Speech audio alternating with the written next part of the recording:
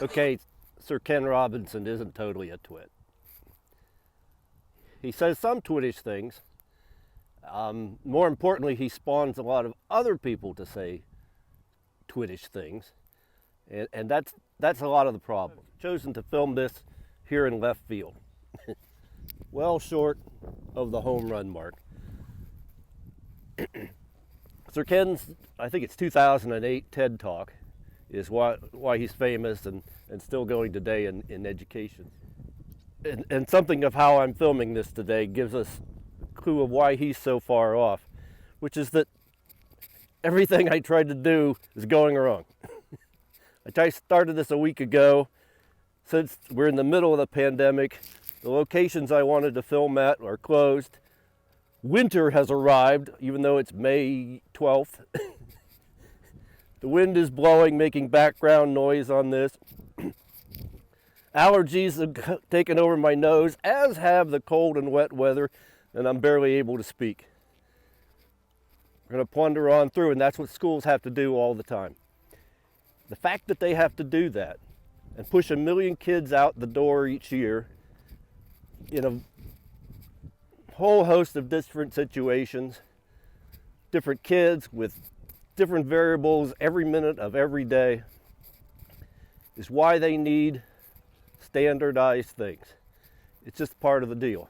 Does that mean we can't have more creativity? No, but it means teachers need help.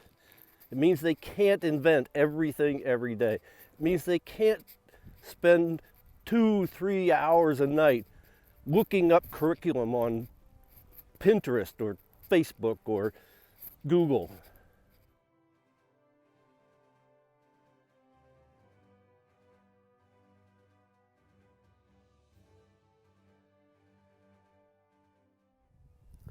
This building is the only swimming facilities here in my rural town. It's been closed for more than 15 years. It was built by a veterans organization. My dad was part of that and he ran it for a while. Then it was given to the schools and the schools ran it for a while. And then they abandoned it because they couldn't take care of it. This fence here is a tennis court, the only tennis courts in town. It was abandoned about the same time as the pool. All it needs is blacktop, but nobody has done anything with it. There's a playground in the distance in worse shape. These because I've been to a number of ed camps, more than 20 now, which are really cool gatherings of teachers, usually on a Saturday, but some days on a professional development day. They draw from all around. The teachers come in. There's no set agenda. The teachers set the agenda. And for a day, they discuss things that are of interest to whoever's there. And they bring the resources that they have and they share. It's a great thing. I've been to one particular location a number of times.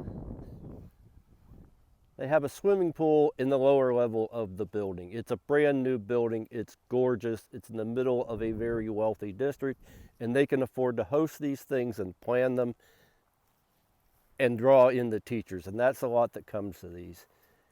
And these are the people who tend to lead the conversation as we're talking about transforming schools. They have a little bit of a biased perspective toward the wealthy. Among other things at these gatherings, it's very common for teachers to say, we don't have a curriculum. I don't need a curriculum. Or I wasn't given a curriculum. And again, that means they have to spend time coming up with their own curriculum. This doesn't work. And it's not a recipe for transforming high school.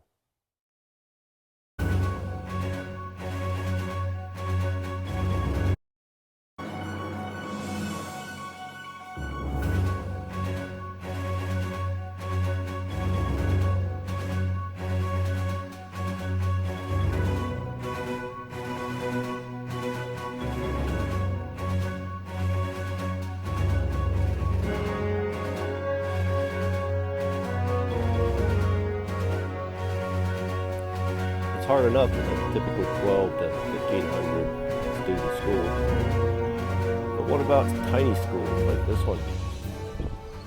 So this is Design Lab High School in the center of the old industrial district of Cleveland.